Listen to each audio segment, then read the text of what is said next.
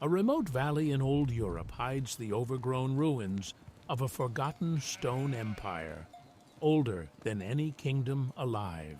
Local monks hear rumors of the impossible ruins and fear they have stumbled upon a civilization older than Scripture.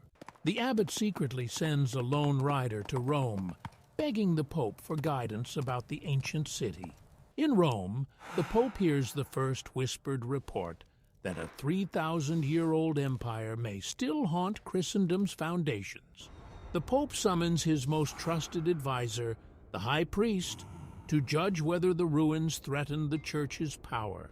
The high priest insists the ruins must be investigated in absolute secrecy before any king learns of them. Under Church orders, a small troop of riders leaves Rome to secretly scout the valley and its forbidden city. The riders enter the silent ruins and see stone towers and streets older than any kingdom they've known. On a great wall, they find worn carvings of a sun and stars belonging to no known church or crown. That night, one rider disappears, and the others swear they see human figures watching from shattered windows. The shaken survivors ride back to Rome, claiming they were being watched by descendants of the old empire. Before a private council, the Pope listens as they describe a living people guarding a 3,000-year-old city. The high priest declares that such an ancient people could unmake the Church's story of the world. Fearing chaos, the Pope decides no king must ever rule alongside a rival empire from the deep past. The Pope secretly summons the neighboring king, hinting only that a forbidden valley must be purified. The king, uneasy but obedient, agrees to lead a hidden campaign into the valley under Church command. By noon, the king's army marches toward the ancient ruins, not knowing the true age of what they will destroy. The first camp rises at the city's edge, and many soldiers feel the weight of thousands of silent years. That night, scouts report seeing lights moving between ancient houses, proof that the old empire still breathes. At dawn, the king leads his soldiers into the heart of the stone maze, shields up, expecting a deadly trap. From the rooftops, arrows suddenly rain down. Descendants of the ancient empire defend their last streets. The king orders a full assault, determined to crush resistance before the Pope questions his courage. Steel and stone clash until ancient stairways run dark with blood from both sides. When the fighting slows, surviving defenders are dragged before the high priest, who has just arrived in the valley. The high priest studies their strange stone pendants and feels a chill at symbols older than his own faith. He orders that all prisoners be taken to a separate enclosure, away from the king's curious eyes. In a corner of the valley, wooden pens are built against ancient walls to hold the last children of the old empire. At night, the elders of the ancient people speak softly of a time when their ships crossed distant seas before any kingdom arose. A troubled young chaplain hears their story and secretly sends a rider back to Rome with what he's learned. When the message reaches Rome, the Pope realizes this empire's history could shatter the world he built. The Pope sends a final command to the valley. The ancient bloodline must be erased without leaving a single witness. The king receives the command and feels his stomach twist at the thought of killing children as well as warriors. Outside, the soldiers sharpen blades and boast, unaware that their orders now go beyond battle. The high priest visits the pens and watches the captive children play among stones older than the church. Torn between fear and pity, he convinces himself that killing them is a holy act to protect the future. At dawn, a line of prisoners is led from the pens toward an abandoned quarry hidden behind a ridge. The king arrives late and watches from above, haunted by the thought that these are not foreigners but forgotten Europeans. In the pit, the high priest raises his hands, and dozens of soldiers draw their swords as the captives kneel. The king turns away, unable to watch, as the sound of steel and cries echo against stones 3 millennia old. By nightfall, the quarry is silent, its floor covered in blood and bodies, while the Empire's last voices fade into the dark. After the slaughter, soldiers are ordered to cover the quarry floor with loose stones so no one can read what happened there. The high priest arrives and quietly declares the pit cursed, a place no prayer will ever mention. Days later, heavy rain falls, washing blood deeper into the cracks of stone and sealing the dead into the earth. While scouting deeper among the ruins, soldiers discover a narrow hidden stairway descending under a broken tower. The high priest and king examine the stair and realize the Empire's true heart lies hidden underground. The king orders a small group of his bravest soldiers to descend first and test the darkness below.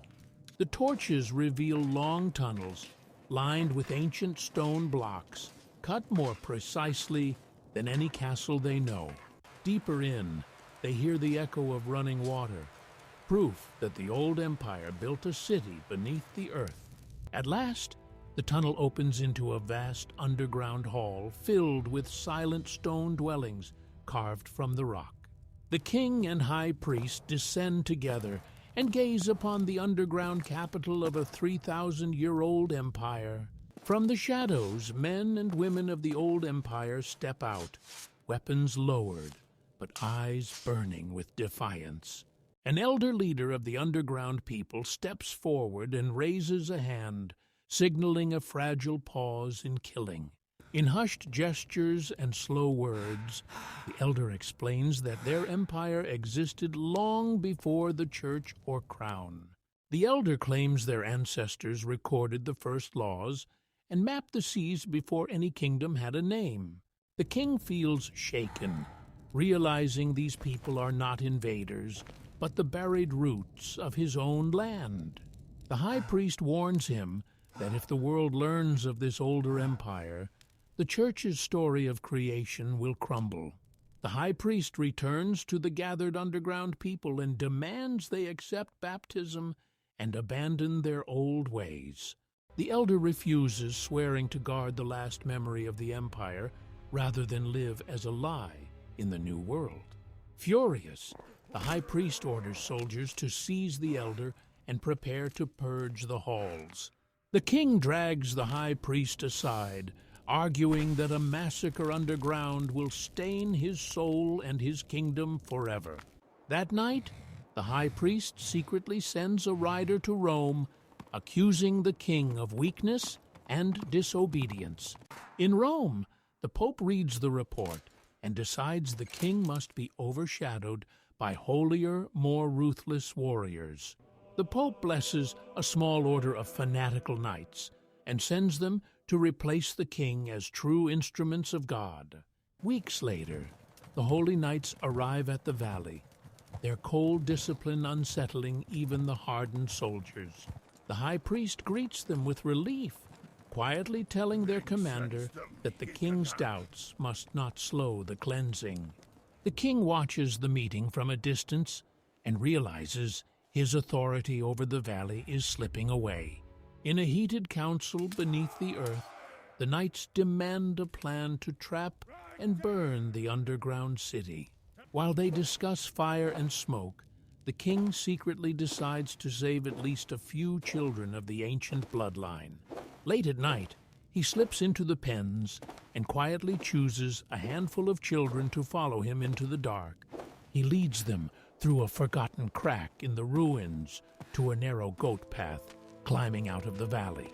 At dawn, he delivers them to a distant shepherd family and orders them never to speak their true origin. The shepherds nod fearfully, accepting the children as orphans of another nameless war. The king rides back to the valley, knowing the empire's last hope now lives quietly among sheep. Meanwhile, the knights prepare barrels of pitch and dry timber at every entrance to the underground halls. The high priest blesses the fuel, calling the fire a cleansing light that will erase the old world's memory. Without warning, the knights roll burning barrels into the tunnels, while soldiers seal the outer doors with stone. Deep below, smoke and heat race through the carved streets, and the hidden city chokes in darkness. Some halls collapse under the fury of the flames, burying centuries of memory beneath broken stone. At the surface, the high priest watches coldly as pillars of smoke rise from every vent in the valley. The king rides out of the valley past smoldering ruins, knowing the secret war will never reach the history books. After the fire, the knights march through the upper streets, killing any survivors who stagger out of hidden cellars. In the emptied underground halls, stone pillars still stand, but the people who carved them are gone forever. The high priest orders the entrances filled not just with stone, but with earth, so no tunnel will be rediscovered. The king signs off on the burial of the tunnels, silently mourning a city he helped destroy. Days later, grass and loose soil are spread across the sealed ground until it looks like an ordinary hillside. The knights move from hall to hall, collapsing side tunnels so that even memory cannot trace the path.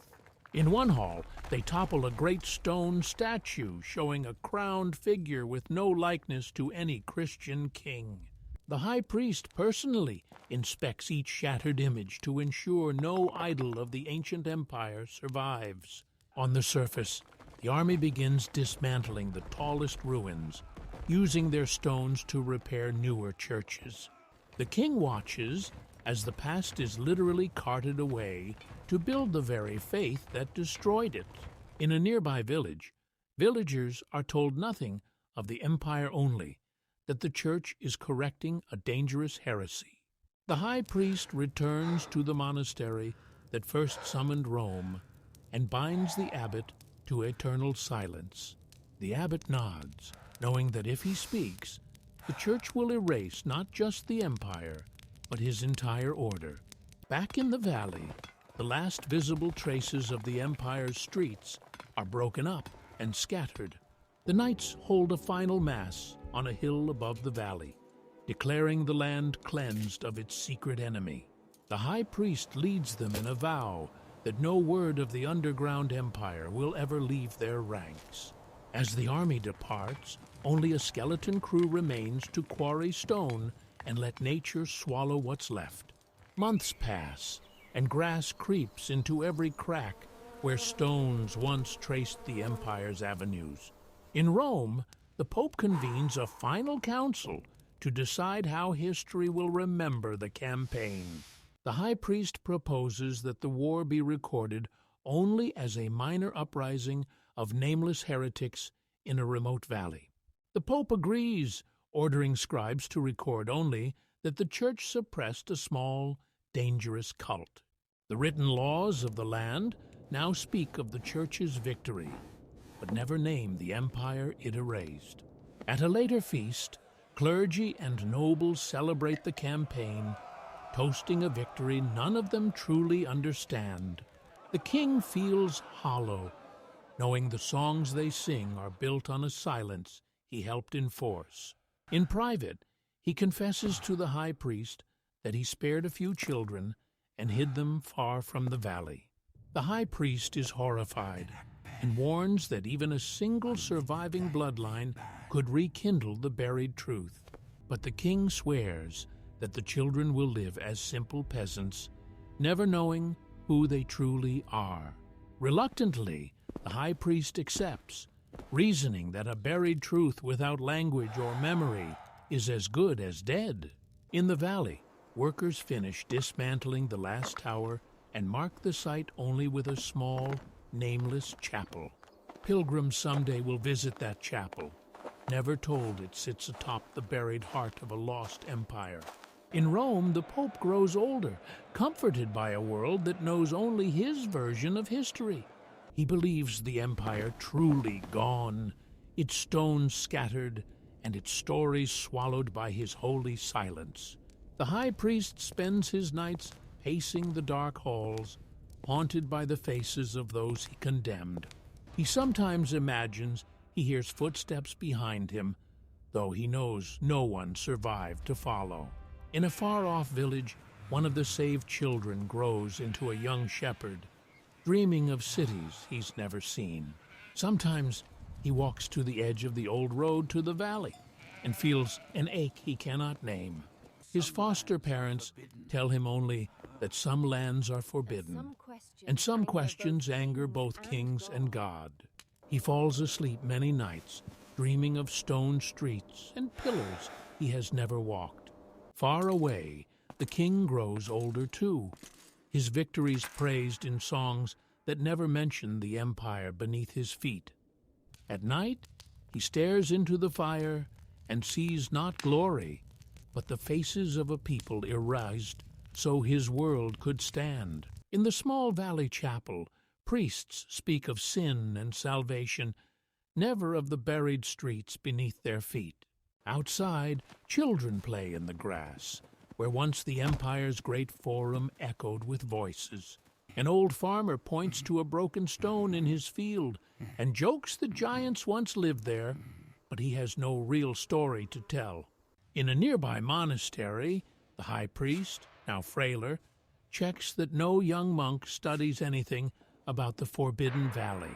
He quietly removes any old tale or rumor that hints at an empire before the church. The Pope, now old, hears less and less about distant valleys and more about rival kings and new wars. He no longer thinks of the empire he erased, believing that silence has turned it into nothing. The king grows white-haired, praised by minstrels for his battles, but none sing of the valley he buried. Alone in his chamber, he sometimes feels the weight of stones pressing on his chest, like the buried halls calling to him. He never returns to the valley, fearing that seeing it again would crush the lies his crown now rests on. The high priest outlives the Pope and the king, becoming the last man alive who truly remembers the empire's name. One night, he returns alone to the valley chapel and kneels above the buried heart of the empire. He presses his gloved hand to the floor and feels only cold stone, not the countless lives it once carried. As he rises, his knees ache, and he wonders if someday even his memory of the empire will vanish. He dies years later in his cell, the last living witness to the war that never reached the history books. Monks bury him in the monastery graveyard, never knowing what secrets died under that leather. The valley continues to feed sheep and wheat, its stones swallowed by roots and rain. Old people tell children that once a battle happened there, but no one can say who fought or why. Some nights, travelers pass the chapel and feel uneasy, sensing stories that never found words. But by now, no pope, no king, no priest alive has any clear memory that an empire ever existed there at all. Generations later, a curious young monk at the local monastery notices that old maps avoid mentioning one particular valley. He is told by his elders that some places are old wounds and should not be pressed. Still, he walks alone to the edge of the valley and sees the chapel, its stones older than anything around it. He walks among scattered stones behind the chapel and senses a pattern beneath the grass he cannot see. When he asks the village priest about the chapel's origin, he is told simply, "It has always been here." The monk kneels and prays, feeling as if he is praying through layers of time to something older than his words. He leaves the valley with a quiet unease, sensing a story unwritten beneath the soil. Over time, even his vague questions fade, buried under new duties, new conflicts, new prayers. The children saved by the king grow old as villagers and shepherds, never learning the empire whose blood they carry. Their grandchildren speak the king's tongue, pray in the church's chapels, and know no other world. Far above their fields and prayers, the empire's stone halls rest in silence, sealed between rock and history. Occasional tremors and rains shift the earth, making the buried city settle deeper into the valley's bones. The chapel roof is repaired again and again, its stones the only hint that something older lies beneath. No one questions why such old stones stand alone when every other building has changed or fallen. A wandering monk rests by the chapel and writes no notes, leaving only a memory of a quiet place. His memory fades with age, and the chapel becomes just another stop on a road he barely recalls. In Rome, new popes rise and fall, dealing with new scandals and wars, knowing nothing of the buried war. The old chronicles speak only of a small heresy, cleverly handled, not of an empire quietly removed. In the valley, the wind moves through tall grass where avenues once ran, whispering over a city no one remembers. The 3,000-year-old empire lies in perfect darkness, its stones intact, its story erased, living only in the silence above. As years pass within the same century, the valley becomes simply the quiet place with the small stone chapel. A local woodcutter rests his back against a half-buried block of ancient stone, never knowing it once held a palace wall. A young girl picks wild flowers that grow between the tops of buried pillars, arranging them in her hair. Shepherds guide their flocks around a shallow depression that once was the empire's central square. At dusk, the chapel bell is rung by a boy who does not know he stands above a buried city of stone. Inside, candles burn on the wooden altar, their light pooling over stones laid by hands 3,000 years apart. A passing knight pauses at the chapel door, feeling a strange weight in the air, then rides on. At night, the stars shine above the valley, as they did above the old empire, though no one remembers its name. A traveling storyteller mentions a rumor of a sunken city of stone, but no one believes such a place could exist. His tale becomes a campfire joke, another ghost story for children, not a memory of real blood and stone. In a distant court, a new king listens to reports of border skirmishes, never hearing a word about lost empires.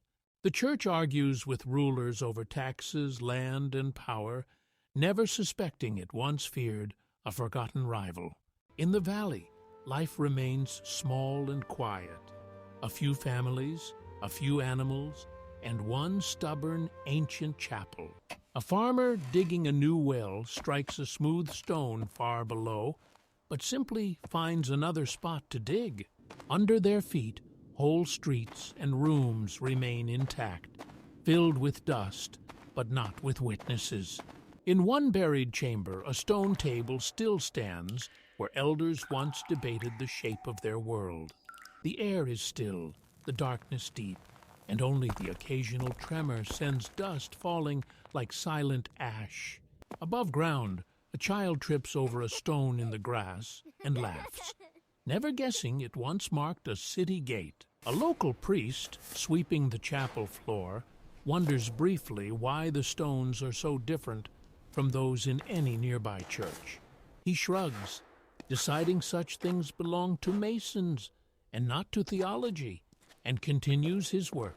In a larger city, a visiting scholar hears a vague rumor of sunken halls, but dismisses it as peasant superstition. His work focuses on kings and battles, not invisible cities erased by quiet decisions in locked rooms. In the valley, an old shepherd stands on a hill and feels a strange pride in the land, though he cannot say why. He tells his grandchildren that the valley is special, but his stories are made of feelings, not facts. Those children grow up, move away, and remember only that their grandfather loved a clearing near a small chapel. In the capital, A new generation of nobles argue about land and titles, never dreaming their soil rests on older crowns. A distant pope sends letters to settle disputes, unaware that one of his predecessors wiped out a whole civilization. To him, the old valley is just another dot on a mental map he has never seen drawn. Back in the valley, a storm tears branches from trees, but the chapel walls hold firm, gripping the buried city like a lid. Inside, water drips through one corner of the chapel floor, vanishing into cracks that lead down into forgotten streets. The drops fall unseen into a buried stair, where they echo faintly in the silence of the old empire. That echo is the only sound in those halls, where once arguments and laughter filled the air. Above ground, the world changes slowly around the valley, but the chapel and the buried stone city remain. No chronicler writes its name, no song carries its story, and no sermon admits that faith once feared it. All that remains of the old empire are stones without a language and a valley without a story. Yet in the quiet of certain evenings, the land feels heavier, as if it still remembers what people forgot. A lone traveler pauses on a ridge, gazes at the silent valley, and senses that something important sleeps there. He moves on, leaving the secret untouched, as the empire remains safe in the one place empires rarely survive: silence. The valley grows dark, the chapel window glows briefly, then goes black, and the old empire sleeps on. Beneath that darkness lies the old empire the Pope erased, its streets intact, its story missing from history.